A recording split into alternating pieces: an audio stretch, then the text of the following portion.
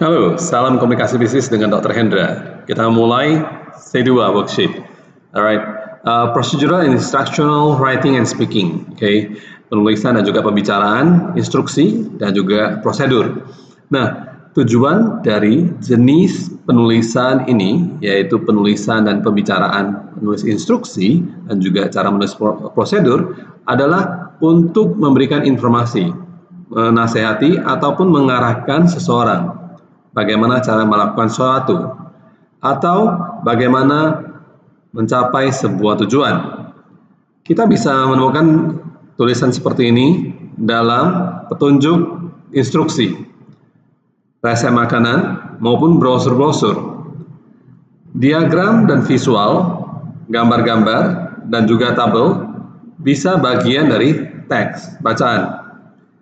Berikut adalah struktur yang umum yang dipakai pada saat menuliskan instruksi dan juga prosedur. Pertama, ada judul, ada isi, ada bodinya, ya, permulaan dulu bersama isinya, dan akhirnya kesimpulan. Ada 4 paragraf. Di dalam yang pertama, judulnya, tujuannya ngapain? Apa tujuannya?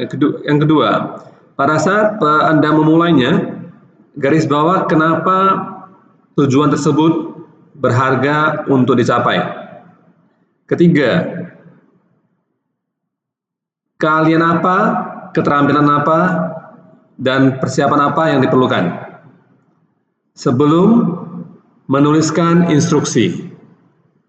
Ya. Dan yang terakhir adalah uraikan bahan,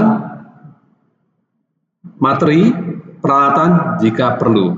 Itu di introduction, permulaannya.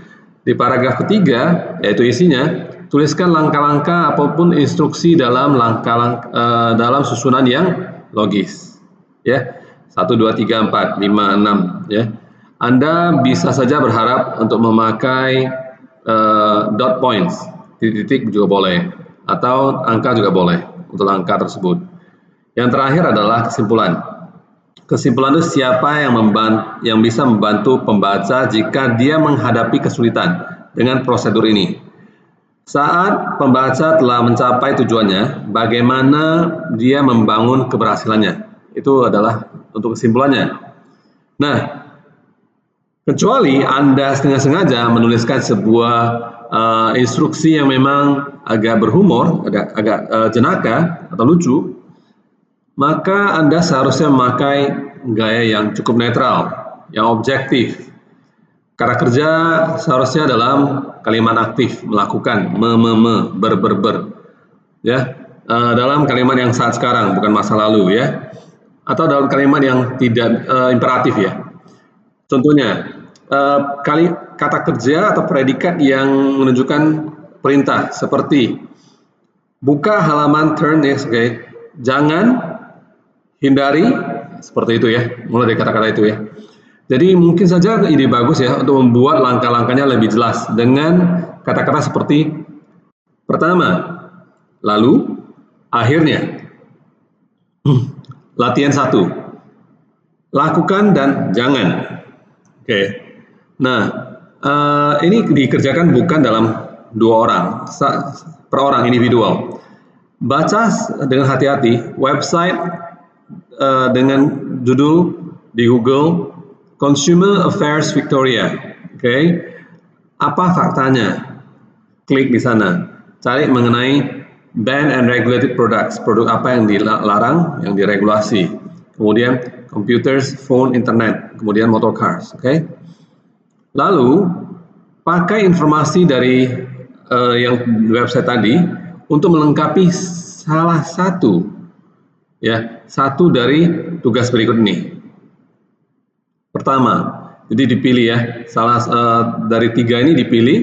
Yang pertama adalah ciptakan sebuah presentasi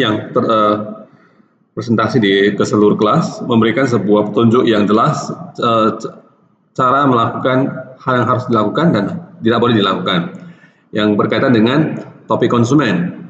Nah, presentasinya harus ikutkan PowerPoint ya, okay? Ataupun papan tulis dan sebagainya ya. yang Anda ciptakan. Ini taruh di YouTube ya, link YouTube aja kalau Anda mau lakukan ini.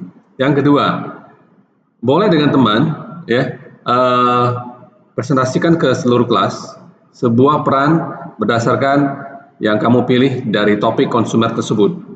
Satu pemain harus mencari solusi, advice ya, atau nasihat. Misalnya dia ingin memakai kartu kredit mamanya, atau dia ingin minta uangnya balik, atau dia ingin membeli di pelelangan online, dan pemain lainnya memberikan nasihat-nasihat dan juga tips-tips ya dalam cara yang alamiah. Boleh ya, Anda rekam bersama 2 orang, nggak boleh lebih ya. Jadi yang ketiga, pilihan ketiga adalah pilihan ya. Apa keunggulan dan juga kelemahan dari bekerja dengan seorang teman untuk memainkan peran Anda? Oke, jadi ini hanya penjelasan. Baik, Anda pilih ya. Latihan 2. Latihan 2 itu adalah tips membeli sebuah mobil. Baca contoh teks prosedur berikut ini untuk membeli mobil bekas ya. Anda bisa cek di website ini. Nah, checklist dari checklist pemeriksaan ya dari mobil bekas. Ingat, periksa mobilnya apakah lampunya bagus, pada pencahayaan yang bagus di siang hari, sore hari, di pagi hari. Jangan pernah periksa di malam hari. Periksa barangnya sendiri. Jangan pernah andalkan si penjual untuk memberikan kamu informasi tersebut ya. Oke. Nah, berikut adalah berbagai jenis tipsnya ya, checklistnya. Dari luar. Oke. Sudahkah Anda mempelajari? Mobilnya itu bentuknya bagus, tubuhnya bagus. Nah, perhatikan kalau ada benjolan, lekukan, ataupun penyot warna yang tidak sejajar lagi. Ya. Kedua, pakai magnet yang agak ringan untuk mengecek apakah sudah pernah ditambal. Ya. Oke. Sudah pernah ditambal maupun di area-area yang memang mungkin berkarat ya. Karena magnet biasanya tidak akan lengket ke tubuh yang sudah ditambal ya. Oke, karena itu kan logam mobil ya. Tipsnya, take a mat and lie on. Ambillah sebuah alas dasar. Karena kebanyakan karatan akan di bagian paling bawah mobil. Apakah suspensinya, shocknya oke? Push down on one corner and let go. Coba tekan dan kembalikan. Jika langsung dia membalnya lebih dari sekali, but more than once the car has won. Membalnya lebih dari sekali, maka stoppernya itu pergasnya sudah rusak. Apakah ban mobilnya sudah tidak rata? Ya, saya termakan satu samping ya. Okay. Juga periksa ban cadangannya. Pastikan masih tebal bannya. Okay. Duduk di bagian supir. Apakah pembacaan di speedometernya masih jelas?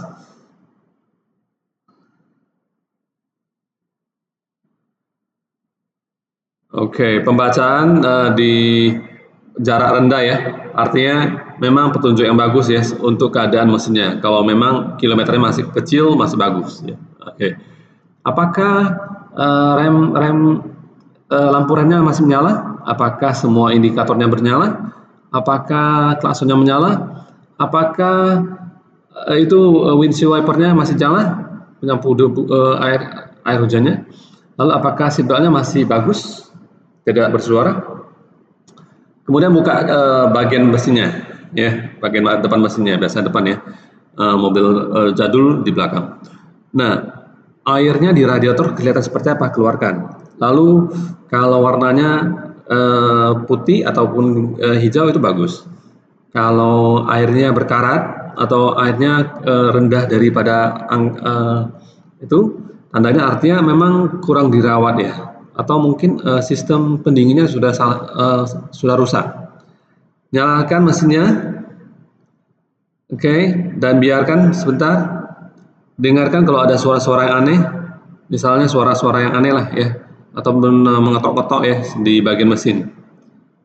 Oke, coba nyalakan penghapus air hujan di belakang mobil, ya. Coba digas sedikit jika ada, perhatikan di belakang, kalau ada asap artinya mungkin masalah mesin ya. Lalu apakah Anda merasa remnya pakem nggak ketika Anda press? Oke. Itu sudah dibaca ya. B. Nah, manakah dari tujuan berikut ini? Inspection checklist. Checklist pemeriksaan punya? Lingkari yang kamu kira sudah ada di atas ini. Pertama, memberikan informasi. Apakah ada? Kalau ada, di checklist, di lingkar. Persuade. Apakah ada? Membujuk rayu. Ketiga, apakah menjelaskan bagaimana melakukan sesuatu? Apakah berdebat tentang satu pandangan? Mempertahankan satu pandangan. Kelima, menjelaskan bagaimana hal-hal berjalan. Keenam, memberitahu seseorang apa yang harus dilakukan, memberi instruksi. Ketujuh, jelaskan bagaimana cara bekerja, lingkari yang mana. Oke. Lalu C, untuk setiap pilihan Anda, berikan satu contoh ya dari teks yang menjelaskan hal tersebut. Kalau memang memberikan informasi, yang mana kalimat yang memberikan informasi? Tuliskan contohnya.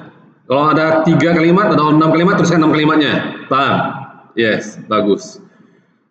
Kemudian D, mengapa Anda kira penulis dari checklist telah mengikutkan pertanyaan dalam teks? Oke. Mengapa Anda merasa penulis ini dari checklist telah mengikutkan pertanyaan dalam teks ini? Baik. Latihan 3. Oke. Ini sebagai individu aja ya. Coba berikan satu daftar barang-barang yang mahal yang harganya 750.000 ke atas. Oke. Yang ingin mahasiswa miliki. Ya, tuliskan 10 ya. Satu orang tuliskan 10 benda yang ingin mahasiswa miliki. B. Pilih salah satu bendanya, tuliskan satu petunjuk untuk teman Anda. Bagaimana cara membeli, misalnya laptop ya yang diinginkan, tanpa keruk uang dari bank Anda. Keren juga ya. Carilah bahannya ya. Pakai susunan yang bagus dan juga gaya bahasa yang bagus ya. Yang di atas yang sudah diberikan ada 4 paragraf ya. Pastikan berikan petunjuk yang baik untuk konsumen. Ya, Anda bisa tuliskan draftnya itu adalah awalnya gimana dan bonusnya direvisi ya. Nah, pastikan final version Anda sangat menarik. Bisa? Dan juga tambahkan grafik atau gambar. Sampai jumpa, salam komunikasi bisnis, C2 berakhir.